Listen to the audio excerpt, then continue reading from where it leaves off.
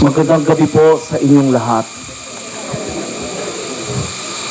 The first time I met Father Do, he was not Father Do at that time. He was just Do. We met at St. Peter's Seminary. I was third year theologian, and Father Do was just coming in. He was first year theologian. At tatlo po kami noon sa seminaryo. Pero meron po akong napansin kay Father Do, aside from the fact na napakagwapo niya,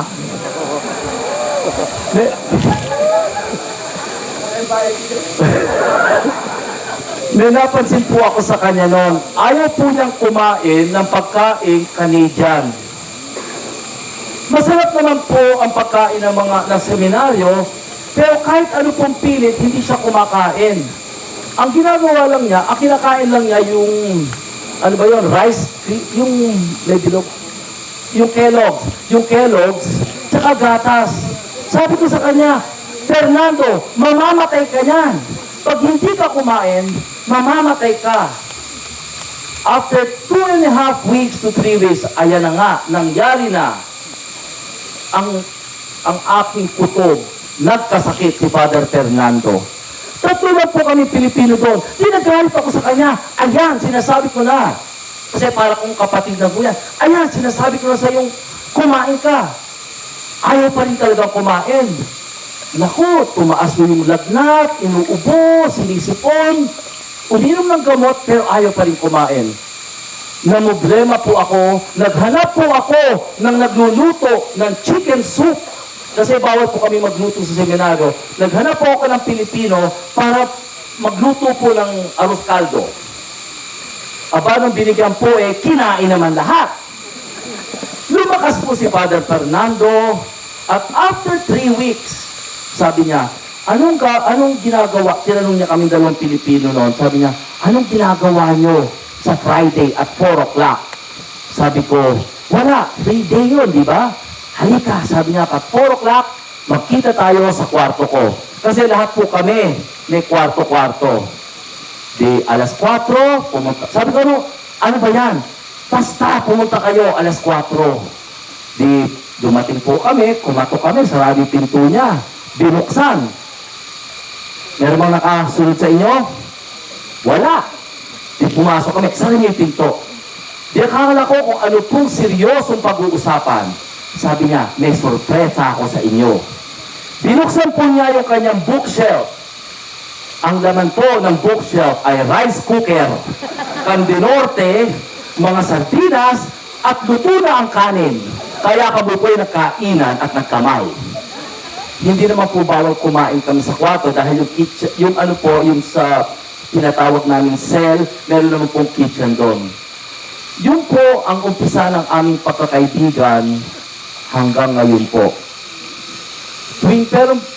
Whenever there is a time of a big decision in my life or Father Fernando's life, our life crosses. Kararating ko na lang po sa Canada, hinanap po namin, ayan, nakita po ulit kami today. At nakita ko rin po kayong lahat. Today is a very beautiful feast. It is the feast of the Ascension. The Ascension, more than 2,000 years ago, was the time when our Lord said, goodbye. You will not see me now. You will not see me physically. But, I promise you, I will not leave you orphan. To say goodbye is not an easy thing to do. Isa po yan sa pinakamahirap na tanggapin sa buhay ng isang tao. Madilig po natin na sabihan tayong goodbye. When I was studying at St. Peter's, 2 weeks before my final exam, 2 weeks before that was my last year, we were reviewing for our exams. May tawag po ang kuya ko na ang daddy ko po namamatay. 2 weeks before exam, after 4-5 years of studying theology, now, what am I going to do? Should I take my exam or not? But my father was dying. So what I did, I packed all my things, I packed all my books, at I knew, malamang hindi na po ako makabalik noon sa seminaryo. Baka na magbabakasyon na. And I drove for 5 days from London, Ontario to Vancouver. 5 days po. From 7 to 7, 12 hours a day, I would drive 7 to 7 hanggang sa nakarating po ako sa Vancouver. When I arrived at the hospital, it was only a few days, and my father opened his eyes, and I told my dad, I love you. He looked at me and said, goodbye, my son. I love you too. And he passed away. One of the most beautiful things I've seen in my life was when I was working in the hospital. And I saw the gaze, the beautiful gaze of a couple who had loved each other for 60 years. Magkahawak lang po ng kamay si grandpa at si grandma. Wala pong inikan. They were just looking at each other. And I was there in the room. When grandma, who was dying, opened her eyes, tiningnan niya si grandpa na matagal nang nakatingin sa kanya. At ang sabi ni grandpa, I love you. At sinabi ni grandma, I love you too.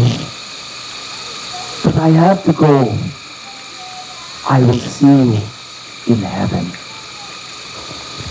That evening po, namatay si grandma. Goodbyes are never easy. Or, I saw a mother holding her newborn child. And we knew at that time in the pediatric hospital that that child will not live. So dilagay po namin ang bata sa kandungan ng kanyang ina. And after 3 hours, the child passed away. But there was a beautiful gaze between the mother and the child. And that spoke everything about love. I think when Jesus went up to heaven, it was the same thing. Malamang hindi maintindihan ng mga apostoles, hindi maintindihan ni Mama Mary, o hindi maintindihan ng lahat, why do you have to live? You're God, you can stay forever. But I think Jesus looked at each and every one with a love in his heart and said, I have to go. Because if I don't go, then you will not see my presence in your hearts. I will send you my Holy Spirit, who is love. Kung hindi ako aalis, hindi nyo makikita ang pagmamahal nyo sa puso nyo. At hindi nyo makikita at hindi nyo mararamdaman kung ano ang pwede kong gawin through you. And they waited. And they waited. And they waited. Alam niyo po, mga mahal kong kapatid, to hear goodbye, what follows after that is waiting. Ang buhay Kristiyano po ay about waiting. Lagi po tayo naghihintay. One thing happens, and another thing happens, and another thing happens, but we are always waiting till the end of our life that we wait for entering heaven. Nanganak po tayo, lalaki ang bata, we wait, and then pupunta sa school, pag pupunta sa school, we wait para mag-grade 7, pag grade 7, we wait till high school na, tapos magka-college, tapos mag-aasawa, tapos magkakaanak, tapos magiging lolo't lola. We always have to wait. Pero ang tao po, ayaw niya nang maghintay. Minsan nakikita ko yan sa bangko o sa mga pilahan. Pero pasalamat po tayo, ang mga Pilipino magaling maghintay. We have that gift of waiting. Pero marami pong tao sa mundo, hindi na po makapaghintay. But when there is a goodbye, the Lord invites us to wait. At mahirap pong maghintay kung wala tayong pinanghahawakan. Ang pinanghahawakan po natin ay si Kristo kung tayo ay naghihintay. Saying goodbye is not always easy. How many of us have dreams in our lives na hindi natuloy? We have to say goodbye to that. Yung lakas po ng katawan natin, ang ating healing, nagkasakit po tayo, we have to say goodbye to health. Yung mga mahal natin sa buhay, na tinampakan ng ating puso, we have to say goodbye to that. Yung pera po natin na inipo natin, minsan nawala. We have to say goodbye to that. Yung mga mahal natin sa buhay, binigay natin ang ating trust. And after some time, that person said, I'm leaving you. It's also goodbye. Kadalasan po, when there is a goodbye, we are thrust into darkness. But that darkness is not totally dark if we hold on to that waiting with our Lord. Yung mga nasa puso po natin na we can't let go, hindi natin mapatawad. Ang sinasabi ng Lord, let go of that. Say goodbye to that. Ang hinihiling po ng Lord, sabi niya, kung gusto nyo matulungan ko kayo, kung gusto nyo mapadala ko ang aking Espiritu sa inyo, there are things that I will ask you. First, learn how to forgive yourself. Let go of what is painful, things that you have done. Kung ano man kasakitan niya, kaya ko yung patawarin. But let go, forgive of yourself. Secondly, yung mga tao pong nakasakit sa inyo, say goodbye to it too. Patawarin nyo. Dahil sabi ng Lord, I will walk with you, but let go. Third, forgive events. Kung ano man po ang nangyari sa buhay nyo na talagang masakit at hindi nyo let go. Sabi ng Lord, let go of it. Forgive. Forgive events. At lastly, sabi ng Lord, even forgive me, your God, if you think that I have hurt you. Forgive and let go. Because only then can my spirit come. Only then can I bring my spirit to you. So ngayon gabi po, ngayong gabi ito, on the feast of the Ascension, when Jesus said, I am leaving you, physically, tanungin natin sa puso natin, what is it that we could not let go of? Ano yung hinahawakan natin na hindi natin ma-let go? Ang sabi ng Lord, ibigay niyo sa akin lahat. Hindi lang yung kabutihan niyo. Marami ako niyan. Ang sinasabi po ng Lord, ibigay niyo din sa akin ang inyong kahinaan. Ibigay niyo sa akin ang inyong kadiliman. Ibigay niyo sa akin ang inyong problema. Ibigay niyo sa akin ang masakit sa puso niyo. Dahil yaan ang dahilan kung bakit ako pumunta sa mundo. If you can give me not only what is bright, but even what is dark in your life, then you will know who am I as a God. But to know who God is waiting. Ang tanong po, how much are we willing to wait in faith and trust? At sabi nila, Lord, kung mahihirapan kayong to let go of what is painful, sa akin na rin kayo humingi ng tulong.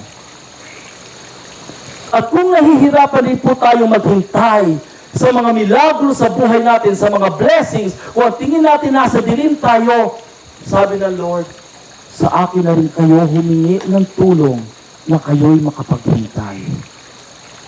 Ako'y naghihintay sa inyo. Kaya nga ang sabi ng Lord, our Lord of Divine Mercy, sabihin niyo lang sa akin, I trust you. When we can say to the Lord, I trust you, then pinapaubaya na po natin sa Kanya ang buhay natin. Ang blessings, ang sakit, ang liwanag, ang dilim. And in that waiting, Pentecost can come. In that waiting, the Holy Spirit can come.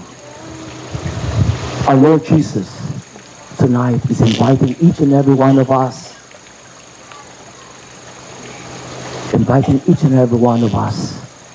to say, Lord, yes, physically you have left, but you are still here. You are still here in the sacraments, in the Eucharist. You are still here in the Word. You are still here because and through my brothers and sisters. You are still here to the church. You are still here to the challenge. You are still here because you said, I will never leave you orphans. I will be with you till the end of time. May God bless us all.